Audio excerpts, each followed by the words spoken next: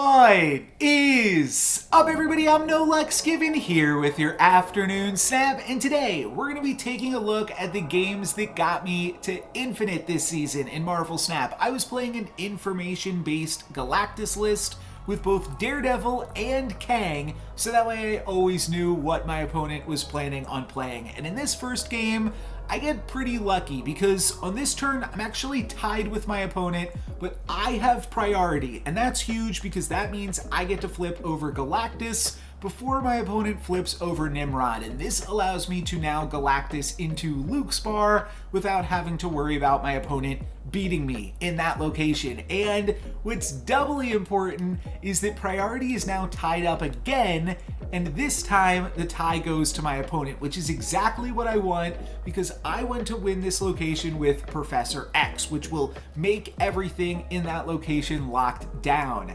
And the fact that my opponent is now flipping first means that whatever they flip over will return to their hand, and then Professor X will grab a solo win in the location. And part of the beauty of this as well is that my opponent is kind of tempted to stay in this game and just believe that I don't have anything, believe that I was going for a tie, and then we'll be able to surprise them and take them for 8 cubes because they aren't going to 1-2 retreat here. We'll see what they play. It is just actually going to be another Galactus, so I'll skip through that animation, and there you can see Professor grabs the win for 8 cubes, and that makes me almost mythic. This put me up to, let me see this here, 99.4. This game was a little bit cheeky, but honestly a pretty straightforward win. We've got Daredevil into Electro, and then on turn 4 I can either play Dr. Octopus or I can play Professor X, and both of those play around Arrow really well, which is nice. And I think about just playing Professor X,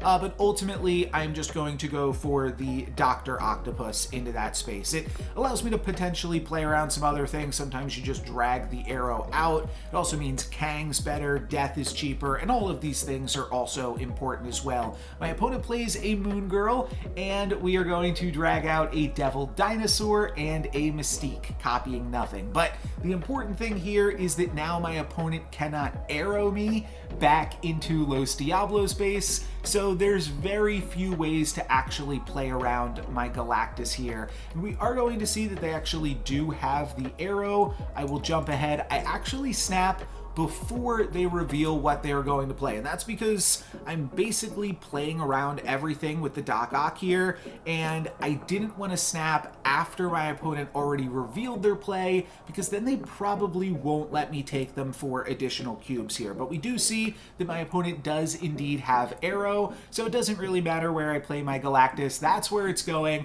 I even get a little bit cheeky here, just throwing my Galactus into this location that is already filled up.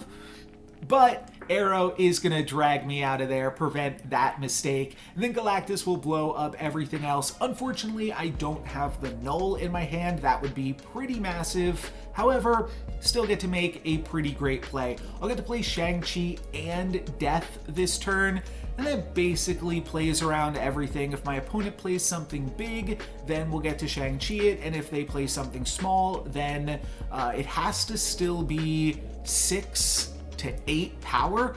Otherwise, I'll be able to just beat it with the power that Death brings on the board. They go big, they play a Devil Dinosaur, and Death is able to blow it up. Interestingly, my opponent could have won this game if they just played their second arrow. That first arrow was created by Moon Girl, but luckily they went big and we were able to take them down with Shang-Chi. So for 4 more cubes, that is going to now put me up to 99.8. So now I just need 2 more cubes and I will be infinite, and this is a pretty straightforward curve wave into Galactus, but it's also a little bit dangerous because I am playing into Danger Room. We're gonna make it a little bit risky. Part of the reason that I play into Danger Room is I'm waving, so I know my opponent is gonna be able to play something big this turn. So I figured they probably wouldn't play to Danger Room themselves because they'll get to play a 6-cost card, and that means if they play elsewhere, I'll get to blow it up with Galactus and increase the power of the Null that I have in my hand. But it's definitely not without its risks because I could just have the Null get destroyed in the Danger Room, and that is definitely a possibility. let's see what happens. I play the Kang in Danger Room just to grab a little bit of information about what my opponent is planning on doing this turn, because I might just go for a Dr. Octopus here. That doesn't seem horrible. We're gonna see that my opponent plays nothing off of Kang, so we will rewind the turn here, and then I think I'm just gonna go for the Dr. Octopus. We'll have a lot of options after that. We could potentially just win with like Death plus Daredevil or something. That could be another random victory potential, or Professor X if we just need a few more points to win the location. However, we need a bunch more points. They grab a She-Hulk and then they Shang-Chi my Doc Ock, so it's got to be Null to the rescue. Now, the nice thing about this here is that we have a 21-point deficit, so it's really only Null that gets me out of this situation, which means my opponent is likely to stay in it, and Danger Room does not troll me. We are able to get the victory there, and with 2 more cubes, that will get me to infinite rank for the season. Pretty nicely done.